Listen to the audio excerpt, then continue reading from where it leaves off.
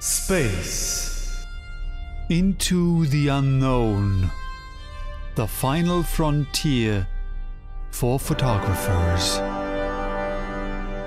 Good morning! A new month, a new abstract challenge on abstract-challenge.tumblr.com. It's June 2019, and in this video I will take you into the cold and emptiness of space for abstract astro photography. Well, not abstract astro photography, but abstract water photography. How I made this shot, this is what this video is all about. So let's start.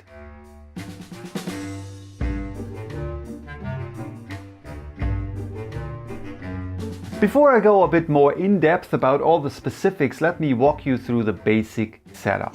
I put my camera on a tripod and I used an external flash from the side on a lighting stand. I triggered the flash with the help of a radio controlled remote, but of course, if you don't have a remote and your flash allows you to do that, you can also use the slave feature of your flash, so trigger the external flash with the help of the on-camera flash. Why do we need a flash? To freeze motion. Which motion, you might ask? All the little stars in the photo are not actually stars, but water drops coming from a spray bottle. And well, I also used this little glass ball or crystal ball that, as I mentioned in a previous video, stole from a fortune teller. She didn't see that coming, right? So probably I shouldn't trust her tarot cards either. Okay, that was a terrible joke. Again. Okay, no. You can get these balls in photography stores or, of course, also off the internet. Freezing motion in photography is possible in two ways. The first way, the most obvious way, is to use very, very high shutter speeds, very short exposure times. The second possibility, the second way, is to use a flash. So how does this work? Imagine that the only light in the scenery comes from the flash. What is a flash? What does a flash do? A flash gives off light for a very short amount of time. So the shorter the amount of time, the shorter the actual light burst, the stronger the freezing effect. The interesting thing is that the power of the flash determines the duration, how long it will emit light.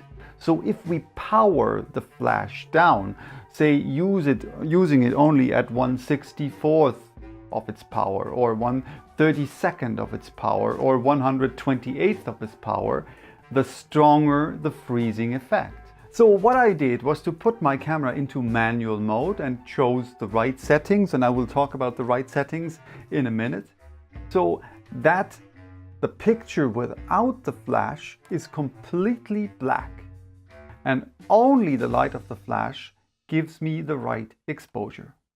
So which are the right settings? There's something, and that is probably the only thing that we really have to have in mind, there's something like the sync speed of your camera and your flash, and you'll have to refer to the manual of your camera. With my camera, it's 1/200th of a second. So my camera can only synchronize with the flash at maximum, or at its shortest exposure time, at 1/200th of a second. So I can use everything that is longer than 1/200th of a second, but nothing that is shorter. But even, and this is apparently a common problem with many cameras, that even a 200th of a second, or the exact sync speed, if you use the exact sync speed, it will in some cases not really give you what you want to. Because what does it mean? What is the sync speed? The sensor of the camera opens and closes with the help of a curtain, right? So the curtain opens, light goes in, the curtain closes. And sometimes the curtain is not really open or not fully closed again. So we will have a dark area in the photo. And that's even what you see in the picture that I used, but I like that slight little black bar at the bottom, because it is not really 100% completely straight and clear, but it has these jagged lines that to me reminded me a bit like, there's this very famous photo of the from the moon, right? We see the earth and we see that surface of the moon in the photo. So that reminded me a bit of that. So I kept it in, I didn't crop it out. So we will probably have to bring the exposure time down a bit lower than the actual sync speed, so using, instead of 1/200th of a second, 1/160th of a second or something like that. So depending on what your camera has, if your camera has a sync speed of 250th of a second, then you might use a 200th of a second. Whatever. So that is the basic, right? I used the sync speed at, in my case, 1/200th of a second. And then I chose the proper aperture for the shot. I wanted to have a really deep depth of field, so I get as much in focus as ever I could. So I closed the aperture down, and then I adjusted the ISO. In my case, I used an ISO of 400, and then I did shots.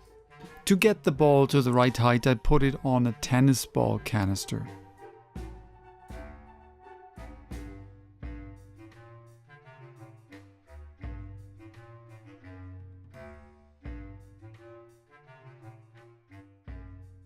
Before you experiment with the different settings, and of course also with different distances of your water bottle, your water spray bottle to the flash and to the camera, get sure to not spray any water into your flash or into your camera. Spraying water into your flash can even be potentially dangerous, because we have there are high voltages in the flash. So get sure to be safe and to not damage or harm your equipment. As you can see, not every shot works out. So this was one of the earlier ones. Even though there's the back, the drops in the very back are in focus. You see the ball itself is in focus. The ones at front are not in focus. So, and that even though I was at f/16, so very, very closed aperture. A bigger aperture number means a deeper depth of field. So there are a couple of shots that didn't work. This one is the one that I actually used. It just has a different tint. So this is the final edit of that shot. So slight bluish tint. And well, there are more. I love that one as well, but I like this streak, right? It looks a bit of like the Milky Way. But that one is probably my second favorite one of that series. This one is a very subtle one, but we see here that this is not a moon, right? But it's very clear that this is a wet object. This is a cool shot. You see, I didn't really get the right moment, and I love that one with the little pentagons in there. That's bokeh-ish, light. That is reflected by the water. So have fun with doing that. Have fun with playing around with your flash and a water spray gun, and maybe even coming up with photos like this one. But of course, you don't have to use a glass ball. You can use anything. I played a bit around with apples and oranges, but since I didn't want to compare them in this video, I can show them. And this was one of probably the most terrible joke I ever made. So I better stop now. This one's for today. Bye bye till next time. If you liked that video, please consider to send it a thumbs up on YouTube. Maybe even subscribe to my channel. If you do, then also hit that little bell icon, because for whatever reason, YouTube believes that subscribing to a channel not automatically means that we want to really see what's on the channel. So if you want to get notifications whenever I post a new video, then hit that little bell icon. And if you came up with a shot, then please let me know in the comments, or if you're on Tumblr, tag the Abstract Challenge on Tumblr. That is abstract-challenge. On Tumblr, it's very easy. Just at abstract-challenge in the caption field, or use abstract-challenge as one of the first 5 tags. So again, this one's for today. Bye bye. Till next time.